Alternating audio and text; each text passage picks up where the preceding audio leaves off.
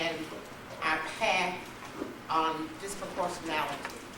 I remember it so vividly when I went to the computer and put in disproportionality, and it came back a word that was not recognized. And I had to go back to the literature and see what Maxine had sent me to see, well, maybe she spelled it wrong. So I went back and put it back in. Again, it was showed that it was spelled incorrectly. I said, oh no, something's wrong. So I just said ignore. We can no longer ignore disproportionality. Yeah. We can no longer ignore how the community tolerates it, how the community supports it, and how we as community people and employees of agencies still have disproportionality within our ranks, and that our children are victims of disproportionality. The work in any system to address disproportionality should be about creating a better system for all children, youth, and families. That's what our work has been about in Child Protective Services. Knowing that when you raise the bar for those who are least likely to achieve positive outcomes, that you ultimately raise the bar for all. Started this work at the state level was look at our data. And the data tells a story. And it was really having that data and bringing leaders to the table around that data and making a conscious decision to take yet another risk, the risk of exposing that data to the community and to other systems so that they could own with us the problem of disproportionality, because it's not an issue that's solely the responsibility of the Child Protective Services system to address. We certainly have our role in it, but other systems, community, I mean, thinking about educators in the room today, you guys are the ones we get most of our reports from. And I'm not saying that you shouldn't be reporting, but I am saying that you need to look at data. Is there equity in terms of how we're reporting, or is there some things that get in the way that cause us to have reports on African American families? Well, actually, in 2004, we started this work to address disproportionality. And for some of you who may not know what that means, it is the overrepresentation of a particular racial or ethnic group in a particular program or system. And in Child Protective Services, African American children are overrepresented in our system, as well as many other systems. So who can name another system? I'm sorry? Criminal justice system. And another system? Education. Now, Joyce, you were not supposed to, we're supposed to let them say it. The educational system, the criminal justice system, special education system, many other institutions and agencies across our country. African American and children of color are overrepresented in those systems. And work to address, along with Casey Family Programs, we started our work to address the overrepresentation of African American children. Now we're also addressing it for Hispanic children that are overrepresented in some of And so there must be a collaborative response. This is not work CPS can do by itself. And we think that it needs to be across all child and family serving systems, no matter what that system is. And so the education system is just a key partner in this work, part of something nationally. There is a Race Equity Alliance that operates nationally. It is made up of a lot of the Casey organizations and other partners.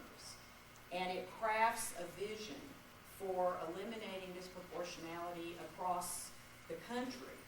And so this work is part of that. And so you find that in systems like juvenile probation and the National Council of Family and Juvenile Court Judges and other national organizations, this work is being addressed. And so this summit really marks yet again another significant way in which Texas is stepping out as a leader in this work. quickly that I'll say at this end of these particular remarks. We have to value families. That's like number one in this process, as well as their children. We must also change, as a second point, public policy around this issue at the local, state, and national level, and really get into statutes, what it is that we're trying to do in terms of the elimination of disproportionality. Thirdly, we need to operate everywhere from a strengths-based perspective.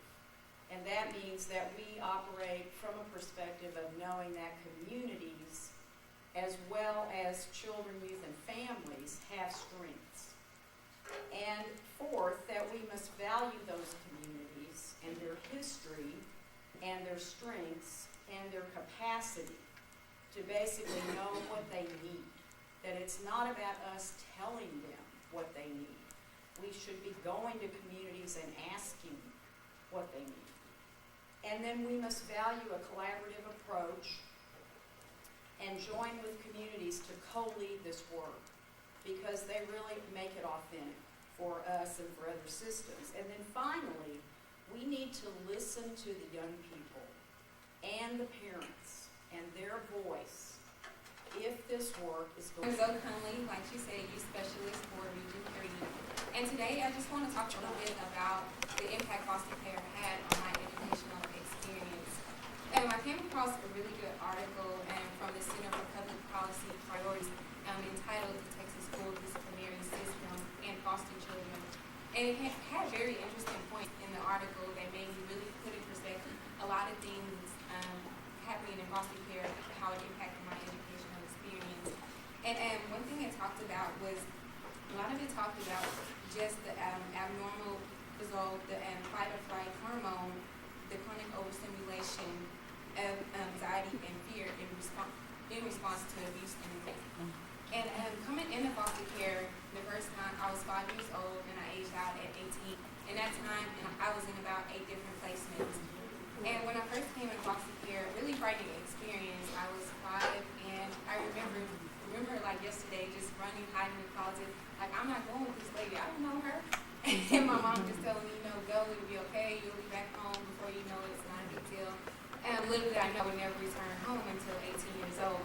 Foster care never really occurred to me, I'm in foster care. It wasn't until I started moving to my other placements and just the way they treated me and things like that really started being known, I'm in foster care, I'm not going home until 18. This is a reality. And just the way even like teachers treated me and things when they found out, oh my goodness, she was in foster care. And just the stigma attached to being a foster child. And just overall, just being in foster care and going through school was really, after it finally occurred to me, oh, you're a foster child, going through school was really difficult for me. And so you want to fit in with your peers. You don't want to be known like, oh, she's a foster child because of the stigma attached. And a lot of times, sitting in classroom and they were like, oh, we need Zoe to come to the office. And everybody's like, ooh, what'd she do?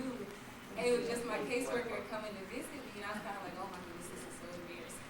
And then once they find out, and then even some of the teachers, they're like, oh my goodness, you're in foster care? And I'm like, are you serious? And everybody knows. But just that, just small things like that can impact your whole educational experience. And I was really fortunate with God that I only experienced one elementary, one middle school, and one high school.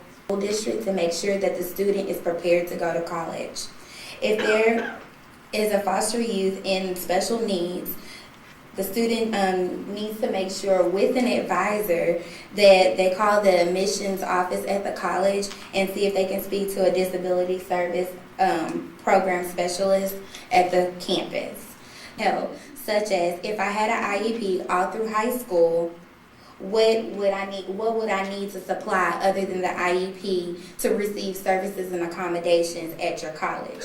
Do you require recent testing? How recent? How many hours are tutors available? And is it per week or just per month? Will my advisor help me pre-register? Can I take tests orally, by computer, have extended time with a reader or any other aid such as scribes, calculators, speech checker, and tape recorder? I was placed in many resource classes, as I said before. And when I went off to college, I had to learn all of this on my own as far as how to receive accommodations in college. And it was very, very frustrating to figure out how can I get diagnosed for certain accommodations for college. And so I feel like if I had someone in high school or even within, Child Protective Services to help me with that, I would have had a better transition into college. I was sheltered. I was really, my mom wasn't really like, other moms who, were using drugs or, who didn't have their stuff together. We lived in a good apartment, in North Dallas, and I went to a good school, and my mom was a nurse. But she left me home a lot, and so I started staying at home, I believe, like around 4 and 5. And, I just sat there and I, played my toys and stuff like that. But when I got into care, I didn't know about, all these, let me say, how can I say this? I didn't know how it was going to be, per se. Getting into care, I kind of realized that it was going to be me and other kids and, just sitting there trying to figure out what we're going to do next. But me being sheltered at home, not knowing what was what, I had a hard time and I became, I want to say, angry a lot. And it caused me at school to lash out because people wouldn't listen to me and people wouldn't understand where I was coming from. Because I would listen to stories from other kids, how they say their mom were crackheads or their mom beat them and stuff like that. And I couldn't relate. I just said, well, my mom wasn't there. The ISD people and, if it's parents in here who have foster youth in their homes, to encourage therapists or therapy in the students. Because for me, therapy was what got me to become the person I am today. I think that you have to want to change in order to become something better and greater. And I was really, really bad. I don't think y'all can understand how bad I was because I didn't care. I didn't care. I really didn't. And it was like, nobody's here for me, so why should I care? My mom didn't want me, my granny didn't want me. And, the foster parents, I was just, a check. So it was like, it is what it is. And I felt like, could nobody tell me what to do because evidently I was a number and I was on my own. And so I would always, say, stuff to the teachers. I would get on their level because they chose to get on mine, And so I really had a hard time in school and I became very rebellious. It's like, this ain't for me, this is not what I want to do. And I honestly thought this lady was crazy, but she really helped me and she talked to me about, learning how to do right in school and learning how to be a better person. Have your foster youth or you have some in your school, just stay on them and try to work with them because we don't know what's going on in their homes. Thank you.